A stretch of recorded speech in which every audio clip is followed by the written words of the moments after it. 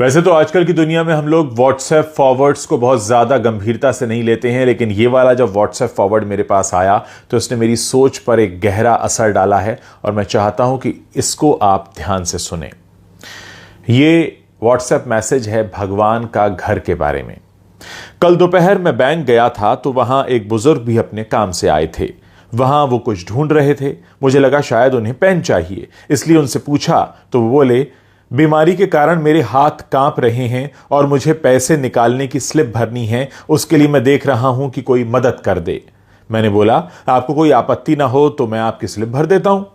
उन्होंने मुझे स्लिप भरने की अनुमति दे दी। मैंने उनसे पूछकर स्लिप भी भर दी। रकम निकालकर उन्होंने मुझसे पैसे गिनने को कहा तो मैंने पैसे भी गिन दिए। हम दोनों एक साथ ही बैंक से बाहर आए तो बोले, सॉरी, तुम्हें थोड़ा कष्ट तो होगा परंतु मुझे रिक्शा करवा दो, इस भरी दोपहरी में रिक्शा मिलना बड़ा कष्टकारी होता है। मैंने बोला, मुझे भी उसी ओर जाना है, मैं आपको कार से घर छोड़ देता हूं। वो तैयार हो गए। हम उनके घर पहुंचे। 60 बाई 100 के प्लॉट पर बना हुआ एक घर था। घर तो क्या कहें, बंगला आप कह सकते हैं इसे। घर में उनकी वृद्ध पत्नी थी। वो थोड़ा सा डर गई कि इनको कहीं कुछ हो तो नहीं गया, जिससे उन्हें कोई छोड़ने एक अपरिचित व्यक्ति घर आया है। फिर उन्होंने पत्नी के चेहरे पर आए भावों को पढ़कर कहा कि चिंता की कोई बात नहीं है, ये मुझे छोड़ने आए हैं। फिर बातचीत में वो बोले, क्या बोले अब ध्यान से सुनिएगा। फिर वो बातचीत में बोले, इस भगवान के घर में हम दोनों पति पत्नी ही रहते हैं, हमारे बच्चे तो विदेश में रहते हैं। मैंने जब उन्हें भगवान के घर के बारे में पूछा तो उन्होंने बताया कि हमारे परिवार में भगवान का घर कहने की पुरानी परंपरा है। इसके पीछे की भावना यह है कि यह घर भगवान का है और हम तो उस घर में रहते हैं, जबकि लोग कहते हैं कि घर हमारा है और भगवान हमारे घर में रहते हैं।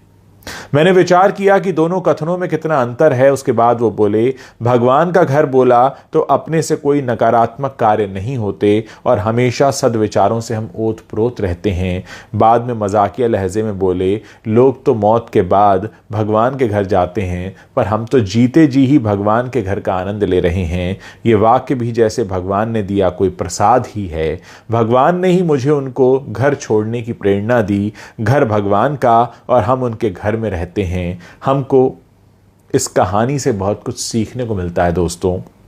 अगर हम इस पर अमल करना शुरू करेंगे तो हमारी आने वाली पीढ़ियों के विचार भी वैसे ही हो जाएंगे। अच्छे कार्य का प्रारंभ जब भी करो वो एक नई सुबह होती है। ज़रा सोचिए, अगर आप अपने घर को अभी से भगवान का घर कहने लगेंगे तो उसके अंदर से जितनी नेगेटिविटी है, जितनी नकारात्मकता है, वो खुद ही बाहर हो जाएगी और फिर हमें कुछ अपने अंदर ये सोचने की ज़रूरत नहीं है कि हम किस तरह से बिहेव करें अपने घर में। जब आपको पता होगा कि आप भगवान के घर में रह रहे हैं, भगवान का घर यानी मंदिर, और मंदिर में कैसे जाते हैं, सर झुका होता है, मन में कोई क्लेश नहीं होता, मन में कोई गलत भावना नहीं होती। और ऐसे ही अगर आप अपने घर में रहना शुरू कर दें तो यकीन मानिए कि पूरा जो संसार है वो स्वर्ग बन सकता है। इस मैसेज को आप फॉरवर्ड भी कर सकते हैं, बहुत से लोगों तक पहुंचा सकते हैं, ताकि बहुत से लोग आज से, अभी से, इसी वक्त से अपने घर को भगवान का घर मानने लगें और भगवान के घर में जितनी श्रद्धा से जाया जाता है, जितनी श्रद्धा से रहा जाता है, वैसे ही रहने लगें।